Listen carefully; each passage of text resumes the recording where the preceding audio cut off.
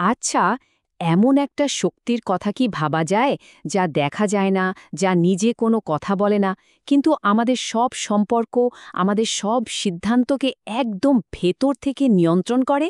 হ্যাঁ, আজ আমরা ঠিক এই বিষয় নিয়ে কথা বলবো। টাকার সেই সাইলেন্ট পাওয়ার বা নীরব ক্ষমতা নিয়ে। মানে এই একটা কথাই তো পুরো ব্যাপারটা বুঝিয়ে দেওয়ার জন্য যথেষ্ট, তাই না? এটা একদম চোখে আঙুল দিয়ে দেখিয়ে দেয় যে টাকার আসল খেলাটা শুধু কিছু কেনাকাটার মধ্যেই আটকে নেই।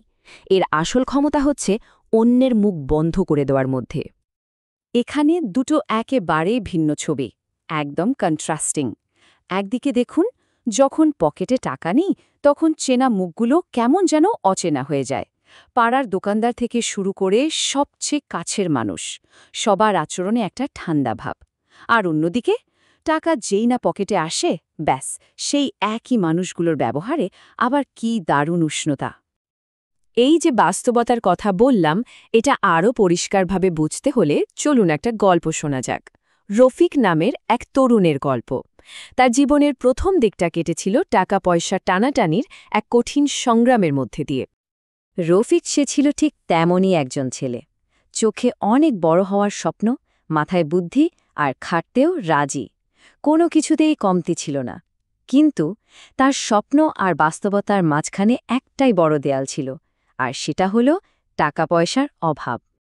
পড়াশোনা শেষ হলো, হাতে ডিগ্রির সার্টিফিকেট, কিন্তু দরজায় দরজায় ঘুরেও যখন একটা কাজ জুটল না, রফিক তখন যেন প্রথমবারের মতো বাস্তবতার আসল চেহারাটা দেখতে পেল। আর বলা যায়, এখান থেকেই তার জীবনের একটা কঠিন সময়ের শুরু। তবে সবচেয়ে বড় ধাক্কাটা সে খেল কখন জানেন? যখন ও সাহায্যের জন্য নিজের আত্মীয় স্বজনের কাছে গেল। সাহায্য পাওয়া তো দূরের কথা, উল্টো জুটল অবহেলা আর অপমান। সেই কষ্টটা সে নীরবে হজম করেছিল। কিন্তু রফিক ওইখানেই থেমে যাবার পাত্র ছিল না। সে হার মানেনি। আর এরপরই তার জীবনে একটা মস্ত বড় পরিবর্তন এলো। চলুন দেখা যাক টাকা আসার পর তার চারপাশের দুনিয়াটা ঠিক কীভাবে পাল্টে গেল। ব্যাপারটা এমন না যে রফিকের সাফল্য একদিনে চলে এসেছিল। একদমই না। একটা ছোট্ট অনলাইন ব্যবসা দিয়ে শুরু করেছিল সে। এরপর নিজের বুদ্ধি আর দিনরাত খাটুনিকে কাজে লাগিয়ে কয়েক বছরের মধ্যেই সে কিন্তু নিজের পায়ে দাঁড়িয়ে গেল। আর এখানেই আসল মজাটা।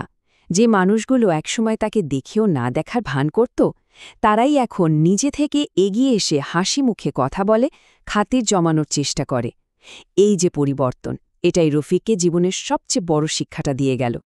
তাহলে এই যে পুরো সিনারিওটাই পাল্টে গেল, এখান থেকে রফিক ঠিক কী বুঝল?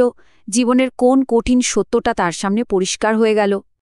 সে বুঝেছিল যে টাকা আসলে কথা বলে না, কিন্তু টাকা যখন থাকে তখন বাকিদের অনেক কথাই বন্ধ হয়ে যায়।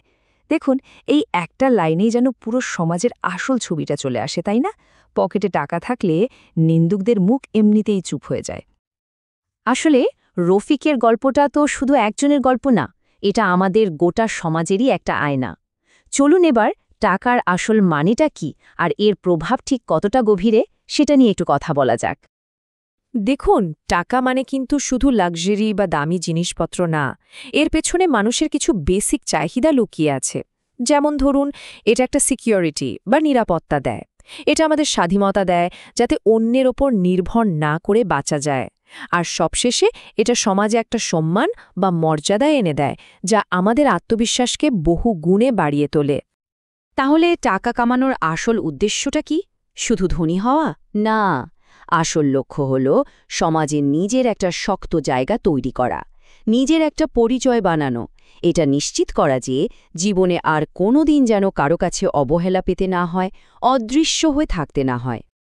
কিন্তু একটা প্রশ্ন থেকে যায়, টাকা কামানোই কি শেষ কথা? কিভাবে সেই টাকাটা আসছে, সেটা কি কোনো ব্যাপার না? চলুন আলোচনার একদম শেষে এসে এই জরুরি দিকটা নিয়ে একটু ভাবা যাক। তাহলে পথটা কি? কিভাবে এই সম্মান আর আত্মবিশ্বাস পাওয়া যাবে? উত্তরটা সহজ। টাকার পেছনে অন্ধের মতো না দৌড়ে নিজের নীতি আর মূল্যবোধকে ঠিক রেখে এগোনো। কারণ যে টাকাটা সৎ পথে খেটে আয় করা হয়, সেটাই কিন্তু মনে আসল শান্তি দেয় আর সত্যিকারের কনফিডেন্স তৈরি করে। তাহলে একদম শেষে এসে প্রশ্নটা এখানেই দাঁড়াচ্ছে, টাকা নিজের চুপ থেকেও যেভাবে আমাদের সম্পর্ক, আমাদের আচরণ সব কিছুকে কন্ট্রোল করে, টাকার এই সাইলেন্ট উপস্থিতিটা আমাদের সমাজ নিয়ে আসলে কি বলে? একটু ভাবলে উত্তরটা শায়দ আমাদের সবারই জানা আছে।